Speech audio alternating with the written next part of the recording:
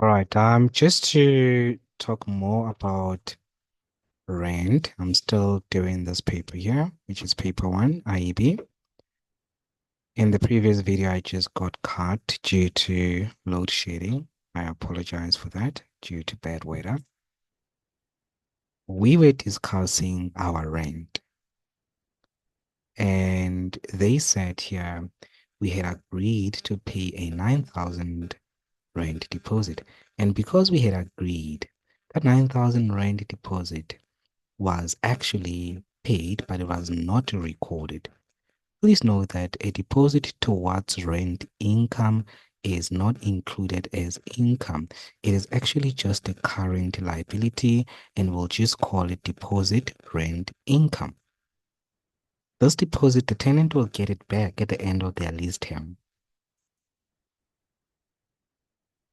The only time they will not get it back is if any of the place that they are renting, if anything there is damaged or it is not as it was when they got in, we are going to use this fixed deposit to any damages that the tenant caused to the premises. Sorry. So for as long as the tenant stays in our premises, we will keep this as a current liability, which is just a deposit rent income. It is not earned and it is not a prepayment of rent.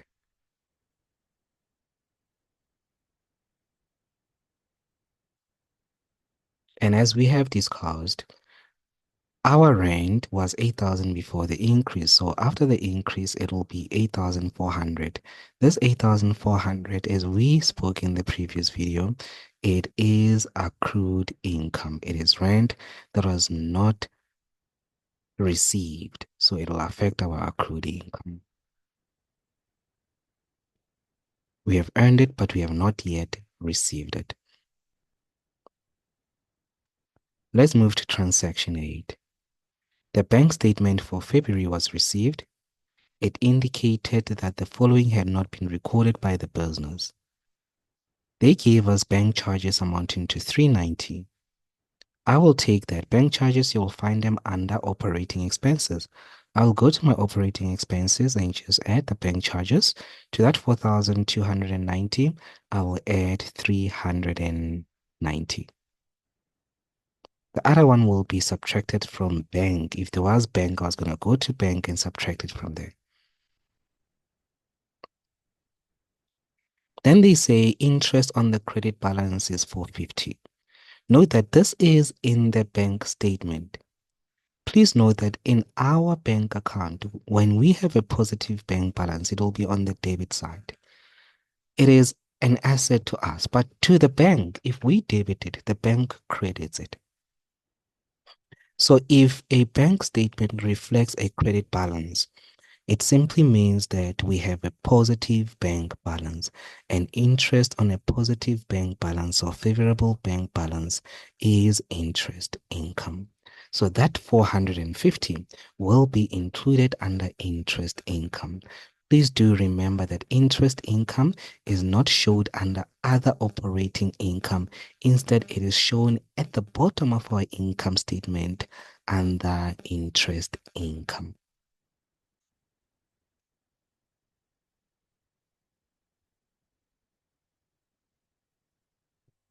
8.2. A debtor who had previously been written off as bad returned to pay 7,000 rand that had been written off via a EFT. So what we're going to do, we're going to take that 7,000 rand and record it in our statement of profit or loss under other operating income as bad debts recovered. You got that? We are going to record it as bad debts recovered. Before I get there, I need to include that rent that was accrued, which was 8,400. Because it was accrued income, it will increase our accrued income. Then we can now recognize bad debts recovered, which is income, and the amount will be 7,000 rand.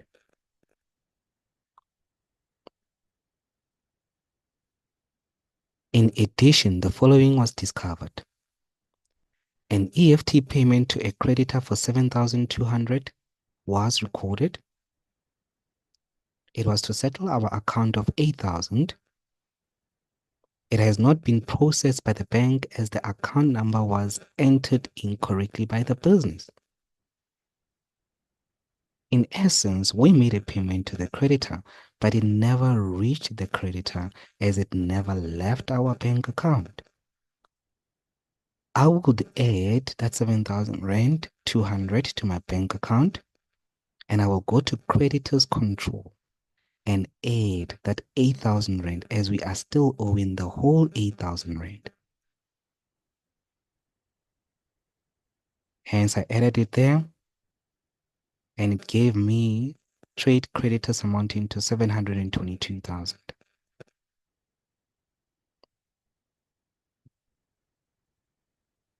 Remember I said you will go to bank and add the 7,200.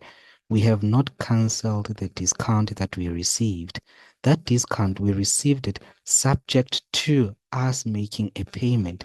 And even though we made a payment, it never reached the creditor. So we also need to reverse the discount we recognized on that payment as we are no longer entitled to it. We are only entitled to the discount when we make a payment. In this case, the payment did not go through, therefore we are not entitled to that discount that was received. Therefore, you will go to your statement of profit loss under operating income, go to your discount received, and then you subtract the difference between 7,200 and 8,000, which is 800. You are going to subtract 800 rand from discount received because this 800 rand, you included it in that 38,500 and you can't include it anymore as the payment did not go through.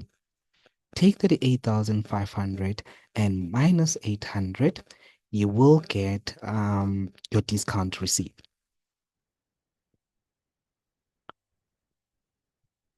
Okay, number 9.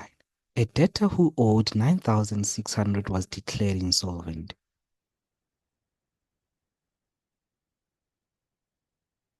This is the 100% that was owed by the debtor. The estate has paid 45 cents in the rents.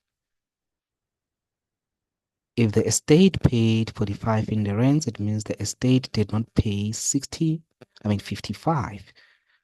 To get that 55, I will take 100 and minus 45, which was what was paid, meaning that what was not paid by the estate is 55 cents. This 55 cent is what needs to be written off as bad debts. They said no entry has been made for either transaction, meaning that no entry was made for the payment that was received and no entry was made for bad debts as well. Because no entry was made with respect to this, I'm going to go to trade debtors. And from trade debtors, I'm going to subtract the whole amount. Normally, you only subtract the amount that is to be written off. But here we have to subtract the whole amount because even the payment that was received was not recorded. Therefore, we subtract the entire amount, which is the payment plus the amount that we need to write off as bad.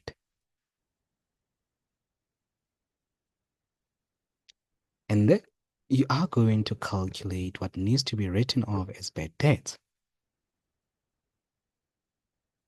And what you're going to write off as bad debts will be 9,600 multiplied by the 55 divided by 100. You multiply by what you want, you divide by what you have. That 9,600 is the total amount of debt. It's not the payment. If it was the payment, we're going to multiply by 55 and divide by 45. But this 9,600 is not the payment. It was the amount that was owed by the debtor. And 55% of it, we need to write it off as bad debts. That's it.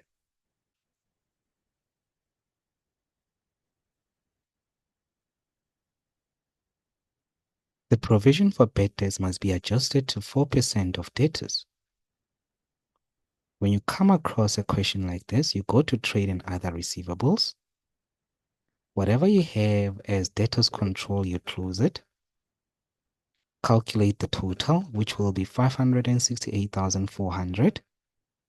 Then that total of 568,400, you are going to take it and multiply it by 4%.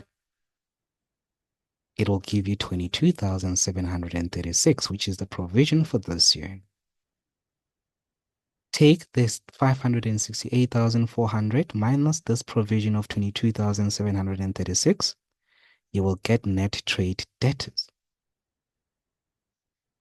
It doesn't end there.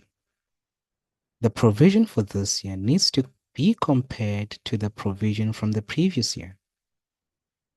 The provision from the previous year was 23,500, meaning that the provision for this year is lower than the provision from last year.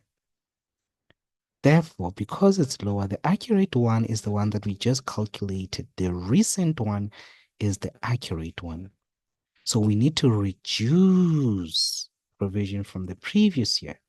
When you reduce provision for bad debts, that reduction is income. And that income, we are going to record it under operating income as provision for bad debts adjustment, which will be 1,064.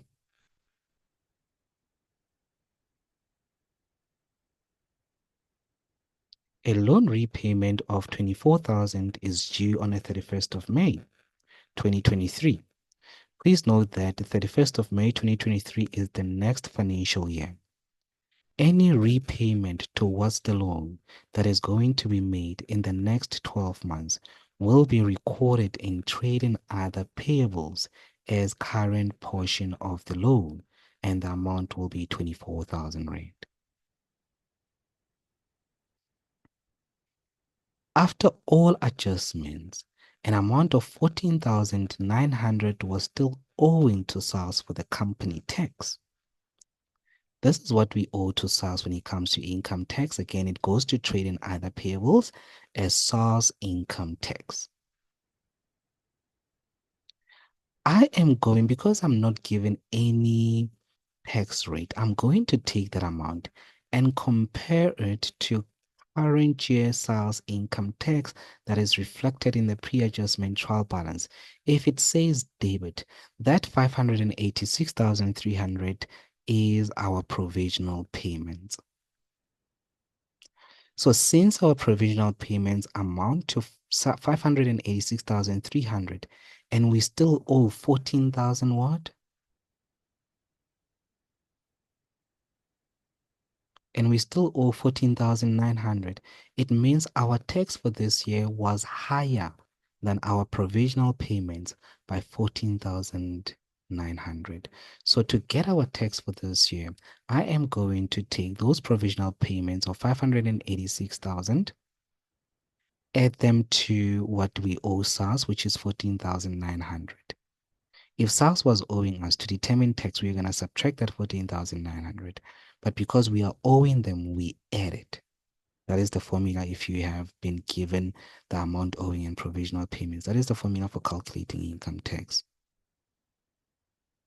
If we are owing, you just add it to provisional payments to get your income tax. If SARS is owing us, you take your provisional payment, you subtract the amount that we owe SARS to get your income tax, which in this case will be 601,200. You put it in brackets because it's an expense. Please remember to put your expenses in brackets.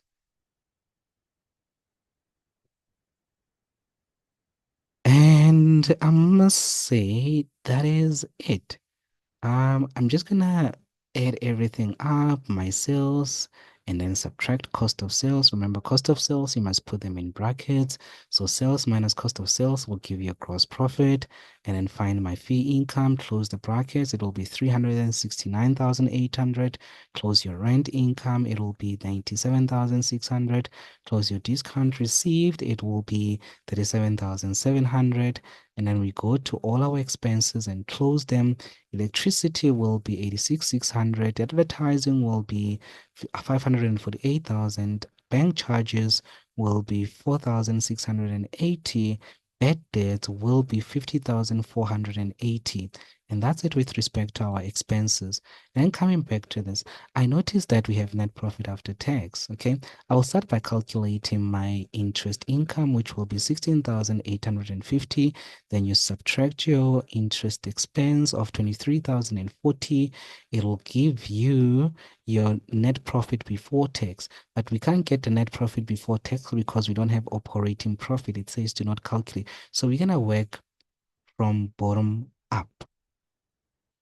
So we're going to take this amount, add that amount to get our net profit before taxation, which will be 2,004,000.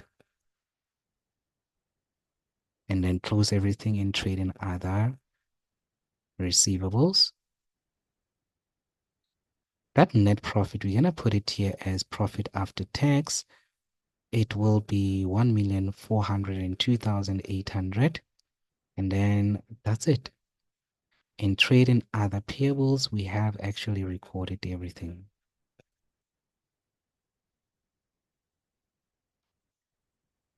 Okay, this was the last part of question 2, which is your financial statements for 2024 IEB supplementary exam. Thank you for watching. Please be on the lookout for more interesting videos like this one. Please remember not to skip ads. When they play, just go and make some snacks or have some snacks, all right? Thank you again for your support. Please tell others about this cool channel so that we can have good metric results. Hustle.